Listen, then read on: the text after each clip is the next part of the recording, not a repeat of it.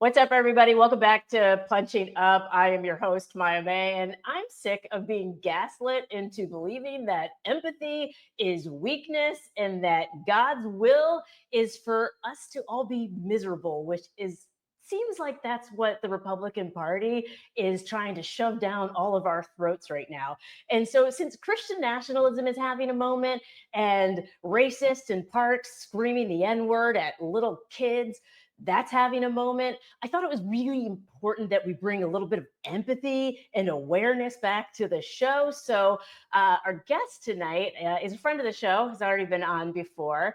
And we're going to talk about everything from Bible verses to Pam Bondi and to Christian nationalism. It's got this like stranglehold on American culture right now. And quite frankly, I don't want to live in that dystopian reality that they are trying to make us live in. And so today's show, we're gonna do it with optimism because that's the energy that I am riding right now, partly because I had boxing class today, and boxing always leaves me feeling very, very energetic. So without further ado, I want to bring back into the show, back in the studio, Tim Whitaker from New Evangelicals.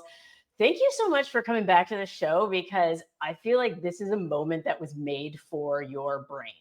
Oh boy. Well, first off, thank you for having me. By the way, we kind of match with our colors. Like, do you notice this like pink and like teal thing? It's working. So I'm feeling the vibes. I was actually thinking the same thing pre-show. I was like, you know what? This is a good color scheme. We're going to go with this. Look at God. You know what I'm saying? Look at God. Right? He was like, you know what? Everything's crazy down there. I'm at least going to have the color coordination working for them today. I'm in. Yeah. We need some hope. So there you go. We need some hope. So since we last checked in, it was still during the hearings.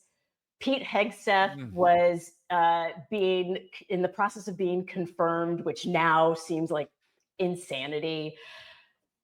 Like, the reason I wanted to talk to you is because this idea of empathy now being a weakness, that we have to root out trans people from the military, not the Christo-fascists from the military or the white supremacists from the military, but trans service members. Like, what happened? Can you talk to us about this death of empathy and how we're seeing it kind of unfold in real time? Yes, for sure. And listen, not to correct you on your show, but it's the sin of empathy is what they call it now. Oh, It's I'm the sorry. sin. Empathy can be a sin. Empathy is sinful. There are two books that have kind of hit the mainstream. One's called The Sin of Empathy by Joel Rigney.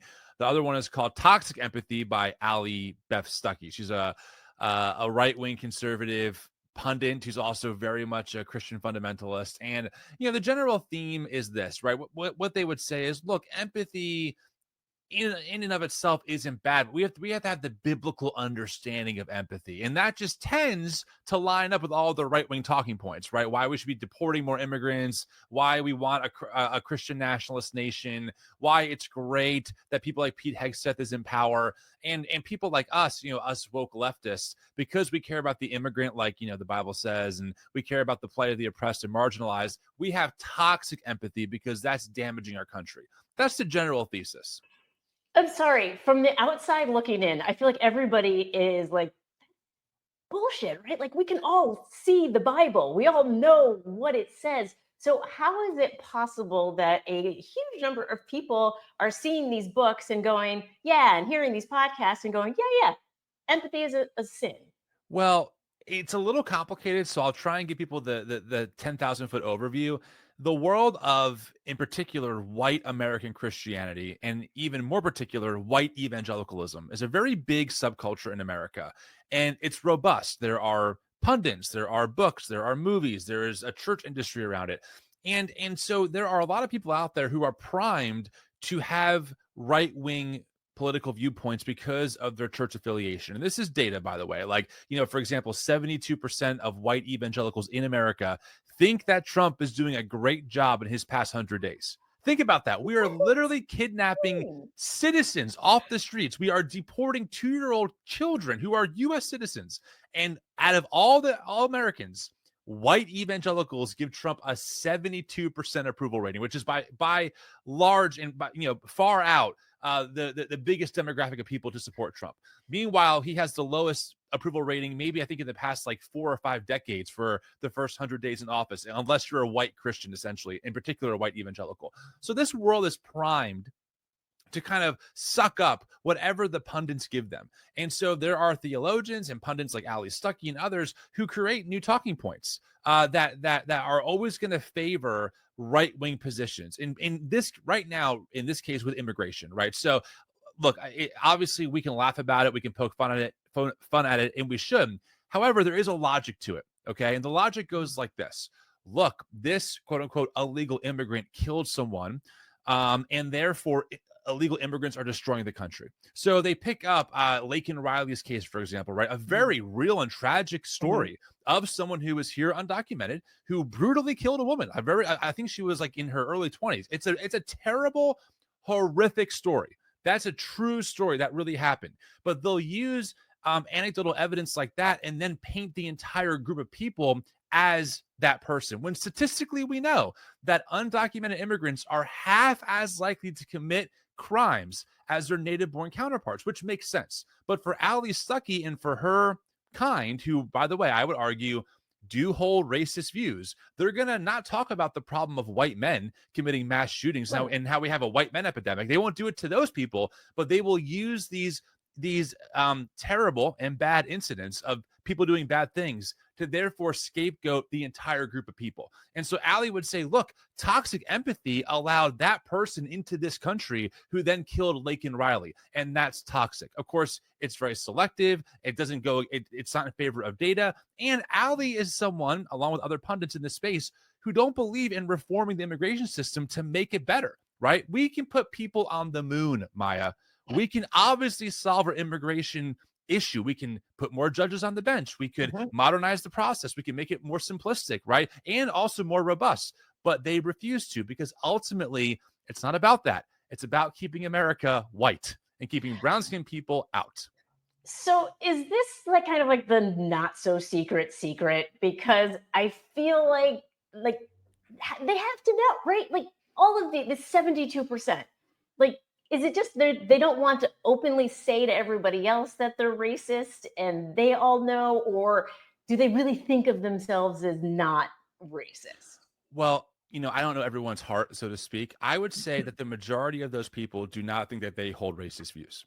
I think the majority of people who are the 72% who really support Trump, who are white evangelicals, probably, and again, I'm spitballing here, I don't know everyone's attitude, but based on the data, they believe that we have to make America great again, that Trump is going to restore America back to her former glory. Of course, the question is, which decade, which year, and who was benefiting, right? Like if we go back to the 60s or the 50s, like, black folks weren't really benefiting from the way things were set up. And the farther back you go, the worse it gets, right? So there's all these presuppositions that are loaded into these statements. But I think the average white evangelical really thinks that, hey, Trump is doing what he has to do to make America great again. And they consume right-wing media. And we have to be honest about this. Right-wing media is very high on the propaganda scale. They're not super fact-based, right? They're going to pick and choose. They're going to highlight certain stories. They're going to downplay other stories. They're not going to give people hard data. They're always going to twist things to benefit why Trump is doing great things. That's how it's been for a long time in America. I grew up on talk radio, Rush Limbaugh, Sean Hannity as a kid, and they were the mouthpieces, right, for Bush and for whoever else got into office. They hated Clinton. They hated Obama. When Trump came into office, at first, many of them didn't like Trump. Then they turned for him. So there's a pattern here. But yeah, I think most evangelicals don't think I hold racist views. I love all people. I don't see the color of your skin. But we all know even color blindness comes out of white supremacy, honestly. Right. And so now we do have to talk about the give, send, go, the woman who decided that not only was she going to call a black child the N-word, but then she was going to fundraise off of that for herself. And Give, Send, Go is a Christian platform, from what I understand. Yes. So when this 72%, I'm just going to call them the 70%, or the average evangelical, which sounds like a podcast of itself. The average white evangelical, because it's like the average white band. I don't know if you remember that band, the average white band. Does when they hear that and they see that doesn't like hit a little bit of cognitive cognitive dissonance? Like, I'd like to believe that your numbers are growing in the last few weeks as people are going, wait a second, maybe I want to step away from the white evangelical movement and get with the new evangelical movement, right? Are we seeing any shift? Are there any people who are abandoning? Maybe. I don't think we have a lot of hard data yet on that. I mean, we do know this. We know that white evangelicalism is shrinking, but we also know when things like this shrink, they tend to get more hardlined, right? So the people who would leave it, like me, for example, I grew up in this white evangelical world.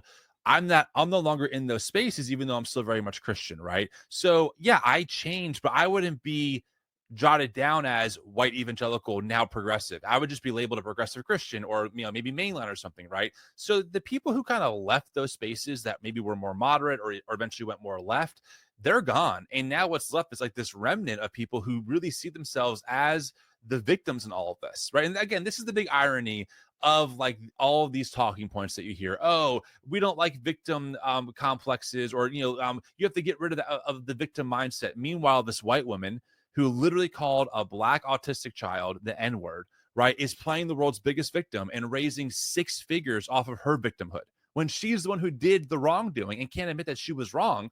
And you have white people donating, leaving very racist things on the give, send go comment section, things that are just appalling. And again, what matters to me is this being picked up by right-wing pundits? No. In fact, Matt Walsh defended it. Matt Walsh defended. Yes, he tweeted, he did a whole thing and essentially defended it, calling it a double standard. Why can Black people use that word, but we can't? I mean, the typical, I'm sorry to trigger your audience, but like that's what he's saying. So like, if anything, they're defending what is happening here, not calling it out, which I just think again is so telling, right? It's so telling what they really think deep down. Is it a grift? For who? For the Matt Walshes, for the Ali Stuckey? No, I don't think so. I think Russell Brand is a grifter, right? Russell Brand's a good example of a grift, right? He starts out real left. He gets not a lot of traction. He does a video on being vaccine hesitant. It blows up on YouTube. Oh, there's real money here. Okay. And he kind of grifts over to Christianity, right? That I could see as a grift for sure. Matt Walsh, though, Ali Stuckey especially, no, these are Christian zealots. They are Christian supremacists. And what they believe is that how they view the Bible, how they view God, how they view the world is the supreme right way, and everyone else has to fall in line. Now, of course, again, the ironic part is that Matt Walsh is Catholic, Ali Stuckey is evangelical. Ali Stuckey thinks that Catholics are not true Christians, but they're not gonna eat each other. They're gonna work together. They're gonna push the same talking points. But yeah, I mean, I think that especially for Ali and for many other people, Charlie Kirk, these are deeply held beliefs that also benefit them. So they probably see it as a sign that God is blessing what they're doing. So speaking of Charlie Kirk, there was a viral clip of him talking about Bible verses with, I believe, a college student. We have the clip. There's a lot there. I've never described myself as a Christian nationalist. So I'm a Christian and a nationalist, so I've never used those two. And then right there, that and nationalist. Where in the scriptures does a Christian... Well, thank you. Jeremiah 29:7, demand the welfare of the nation that you are in, because your welfare is tied to your nation's welfare. Let me continue. Daniel fasted and prayed for his nation. Esther and Mordecai cared for their nation. They were counsel to the king. Right. Nehemiah, Jeremiah, Joseph, Jacob. I could keep on going. Moses, Aaron. In fact, Moses was so political that he wrote an entire book of the Torah all about how to set up a government. It's the book of Deuteronomy. What Bible verses do we need to learn to try to fight the Charlie Kirks of the world? I feel like at this point, should we all be reading the Bible, whether we're Christian or not, just so we can call out their hypocrisy? This is a complicated question because we have to start with this reality. The Bible is an ancient collection of ancient texts. And it's been edited and it's been revised, and you have translation issues, right? I mean, they weren't written in English. Even the modern English Bible that you and I know that has 66 books inside of it, it didn't always have 66 books. The early Protestant Bible had more books. And then the Catholic Bible has the Apocrypha. And Eastern Orthodox tradition has, who knows, depending on what church you're going to. So let's just start with the reality that it's complicated. My beef with Charlie and other people like him is that they pillage the Bible for specific verses. They rip them out of their context. I mean, I think that Charlie made a comment that Moses wrote laws for a nation about how it should be governed because of God. Like applying ancient Israel and the Levitical law and comparing it to modern day America is ridiculous. I mean, even Charlie wouldn't agree that every law written in Deuteronomy and Numbers, etc., would be applicable to today. You have to still interpret things, but he just throws it out there as somehow that's a justification for Christian nationalism. It's not. In fact, it's the opposite. In context, especially what's called the Hebrew Bible or Old Testament, it was written from the side of the oppressed. The Israelites were always under the boot of empire, or at some point they become the empire, then they get struck down, and then they go back into exile. So you're always writing from the underside, not from the top down. So Charlie completely fundamentally misunderstands the purpose of the Hebrew Bible, who it's speaking to, and the story it's telling. But that's what colonizing does, right? It takes someone else's tradition, it rips it from its context, it cuts off the root of where it's grounded in, and it says, oh, this is for us now. And now this is our justification to continue this violent theology that believes in conquering our enemies, that believes in taking over the country, etc.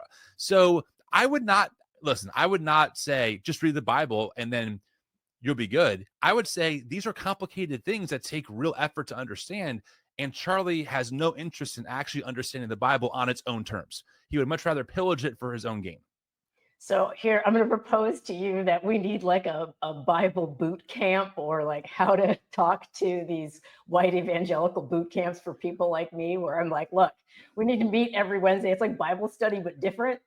Luckily, there are some amazing theologians and scholars who are really accessible for this. One of my favorite podcasts about just the Bible, just like, what does Genesis say? Let's go to the deep dive, is the Bible for Normal People. It's a great podcast. It's Pete Enns is the host along with Jared Bias. They're both biblical scholars. It makes it really accessible. But as you do that work and you listen to the show, you'll realize, wait, this collection of books is way more complicated than read random verse in English, apply it to my current situation. That's not how it works. This is it's so incredibly fascinating to me, because I feel like they're taking advantage of our lack of knowledge, the average person's lack of knowledge about the Bible, Yes, to take our country in this insane direction. I mean, you've seen what's going on in Oklahoma, yes, with the school. Like, what are your thoughts on this, and why isn't the media screaming about it yet? Because we talked about that before. It's like, what the. Maya, you're really speaking my language. You're asking all the questions that I love talking about. So I have a couple of things to say about these points. Number one, it is interesting. If you notice, Christian nationalists in particular, like Charlie Kirk, your right-wing pundits, they don't really quote Jesus a lot. They're not going to quote, love your neighbor as yourself. They're not going to quote, what you do to the least of these, you do unto me. They're not going to quote, for I was thirsty and you gave me something to drink, because that would go against their political viewpoints, right? The idea of voting against feeding children in school goes against the direct teachings of Jesus. It goes against the Sermon on the Mount, etc. Even enemy love. Jesus says, love your enemies. And Christian nationalism says, conquer your enemies. So what they do is they go to other parts of the Bible, usually the Old Testament, and they pull more of like the verses about war and conquest and military strikes, and etc., and use that as justification. So let's just start there. These people don't really follow Jesus. I would say they follow the Jesus of empire, or white Jesus. That's how I think about it.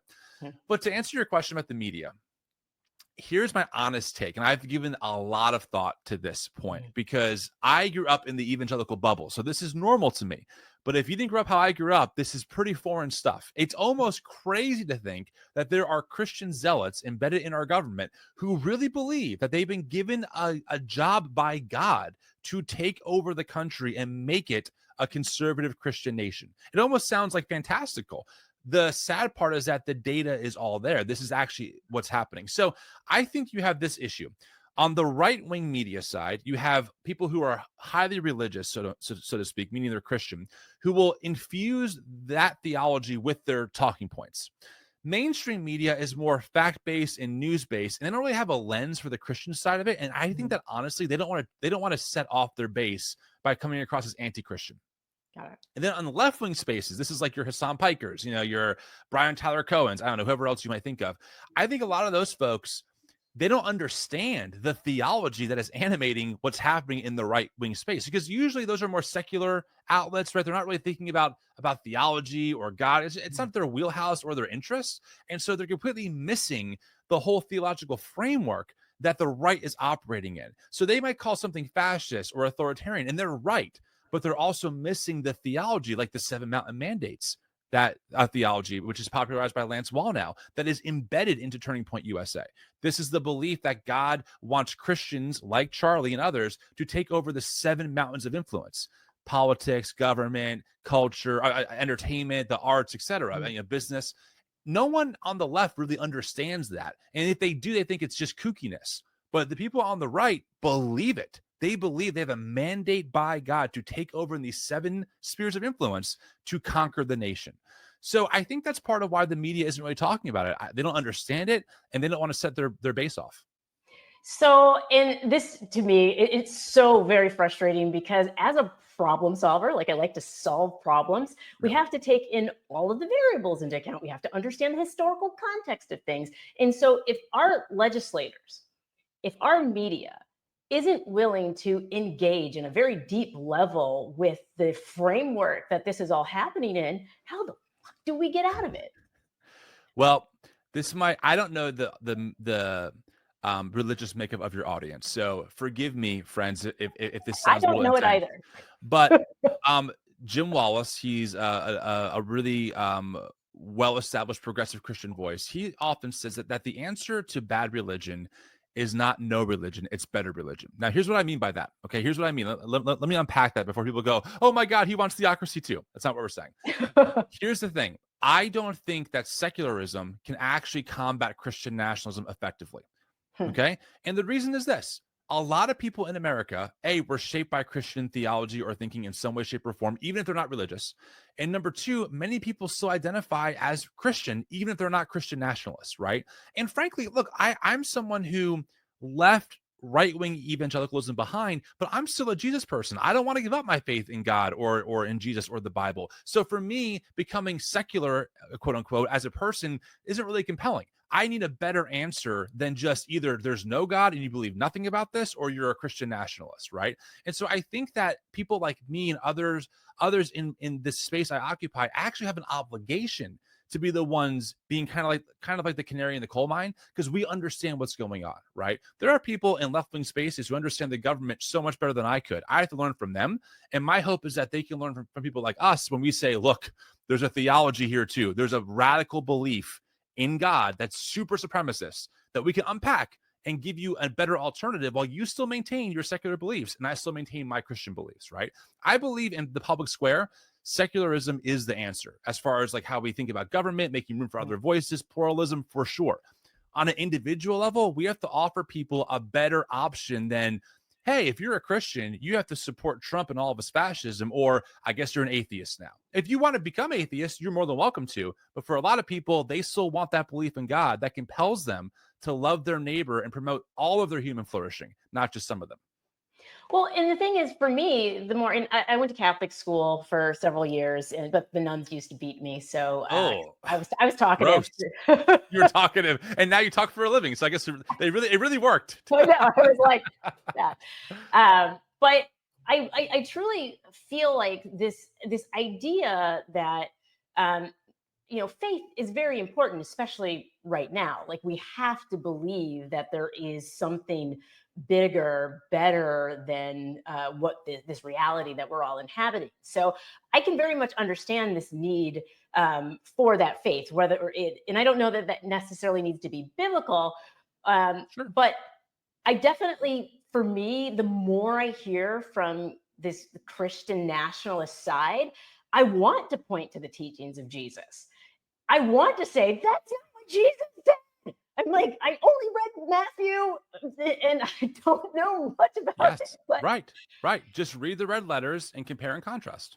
yeah, so I feel like there's maybe a backlash in a way that could happen where it's like people can really force, like, I kind of want to force the Christian nationalists to have to own up to the fact that they have abandoned the teachings of Jesus completely and totally. And I don't know if there's a way to do that or a way forward with that. But with that, I'm like, because I feel like until we get enough of the Christian nationalists, enough of the evangelicals who don't realize necessarily that they're espousing these right-wing talking points, if we can't I don't want to say convert them, because that's not what I'm trying to say.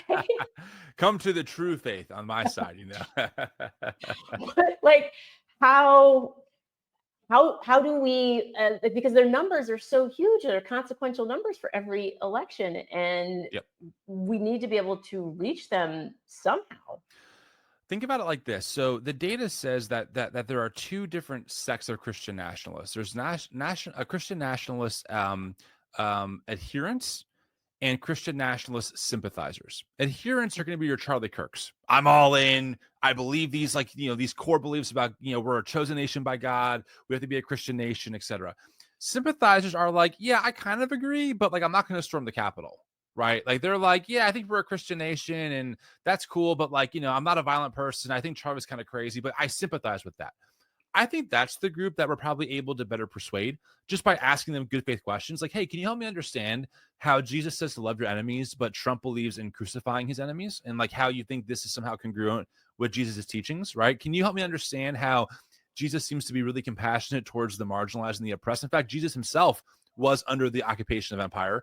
Help me understand how Trump's move regarding A, B, C, D, and E is consistent with that, right? Those questions, I think, plant seeds that maybe don't get answered right away, but at least start the conversation. So I think we have some hope for your sympathizers. Your adherents, they just have to be stopped culturally. You're not going to reason with them. This is one of my big gripes with, I'm not sure if you saw Gavin Newsom had Charlie Kirk on his podcast. Right. My issue is not that people engage with Charlie Kirk publicly. I've met Charlie Kirk. I'm happy to have the conversation. My issue is that Gavin Newsom just acquiesced to Charlie Kirk's bullshit. Like he didn't push back on the trans rights conversation. He pushed back on nothing.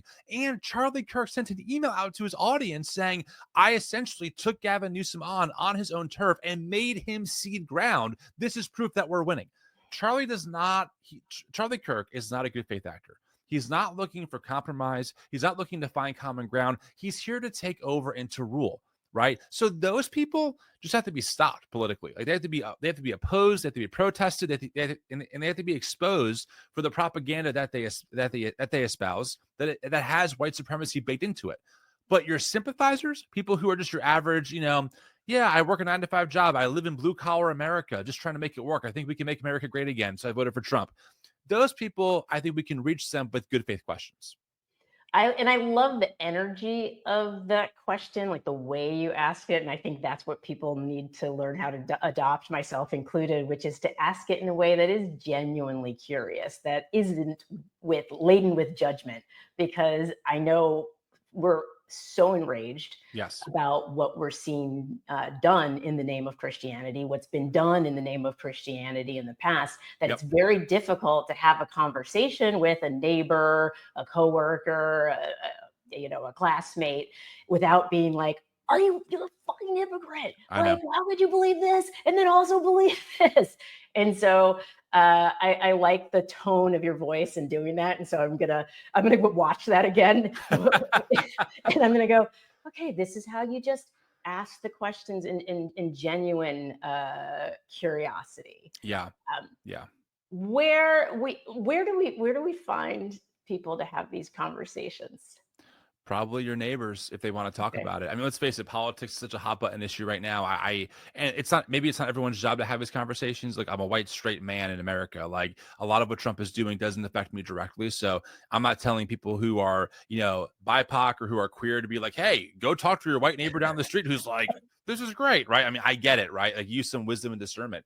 But I think you can find these people in your town, in your neighborhood. I don't recommend doing it online. You won't win people online that way. It never works. And, it's tough, man. Like, I kind of see both sides, right? I totally see if I was alive during the civil rights movement, right?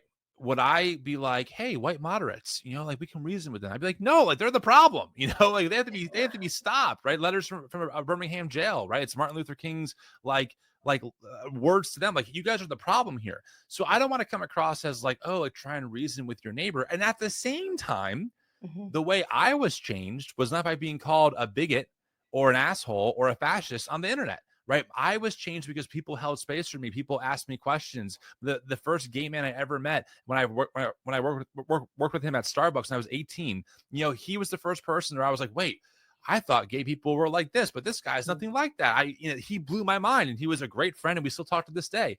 Those conversations changed me over time. So I live in this weird tension of like, I feel the rage, I am angry. My own faith tradition is responsible for all of this.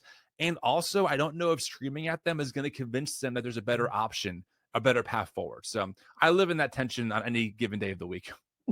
Well, and it sounds like that is God's work, right? Of having that conversation, those difficult conversations. And I want to say that as a marginalized person, or as a person who's been pushed to the margins, is that we often have to do work that we shouldn't have to do. Like, we didn't create these problems. And what I say to myself, if I took the attitude of I am not going to try to confront it, what does that say to my ancestors who had to survive so much more than what I'm having to survive right now? Yeah. And so I invite people to continue to do what I call the Lord's work, which is holding space for angry white men sometimes. I know. I fucking hate that we have to do it. I feel it. White men are the worst. They're not going to do it. They're not going to fucking do it. I know. And it's always black women, isn't it? It's always black women saving our asses. I know. I saw how y'all voted. I know. I saw the exit polls on like 94 or 92%. Like, you did your job. Okay. But we've been doing it. And, and a lot of people are like, oh, we're going to sit it out this time, and we're going to and nobody's actually doing that. Like, we're all saying that, like, oh, this is white people's thing to fix. But every black woman I know is still busting her ass right now to save democracy. And it's like, I was talking to my daughter earlier and she saw something, I can't remember what was online, some other war attack, something. And she's like, what the fuck? Why can't we just get along? And I was like, angry white men is why we can't get along. And so I have to hold space for, because we all know that anger is masking that other emotion, which is sadness and fear. And so I'm like, come, white men, let's talk about it. I'll be your Oprah. Like, let's hug it out. I'll be your Oprah. Do I get a car? I'll do anything for that, That's gonna be my new show, is just me talking to sad white men. An audience. You'll never run out of content with that idea. There's so many. I was like, Sam, I hope you're taking notes. This is what our new show is going to be. Me talking to sad white men, but holding space. You should call it Sad White Men. Why? A conversation with Maya. Well, and the thing is, why capitalism? And that's the thing, So this has been a pleasure, Tim. Thank you so much for coming back on the show. I could talk to you for another hour or so about so many things. So instead, I'm just going to ask you to just keep coming back on the show so we can check in and find out how closer we are to the end times. Apparently we're super close, so that's what they've been saying since the beginning of all this, so always the end of days. It's never the end of days. Always. Yeah. No, I'd be happy to come back on. I love the show. I love talking to you. And you're right. We can go for another hour easily. So much more to get into. So thanks for having me. It means the world. Awesome. And Tim, can you tell everybody where to find you and what stuff you're working on now? Because I think you've got your podcast. Do you have a Substack? Are you on Substack? No, I do so much content on TikTok, Instagram. I'm just so burnt out. I can't add one more platform to my repertoire. My head will explode. So yeah, so anywhere that the new Evangelicals is, that name is pretty much us. We do a podcast every week. We also have another show that we launched called the Tim and April Show. It's me and a co-host, and we do the deep dive on Christian nationalism. Every Monday, we release an episode on a different facet of Christian nationalism and what it is. And then we go live every Thursday recapping the news that week. So that's on YouTube and podcast as well. But yeah, happy to talk to anyone. Our DMs are open. My personal account is called Tim Whitaker Speaks. It's on Instagram. I'm pretty active on there as well.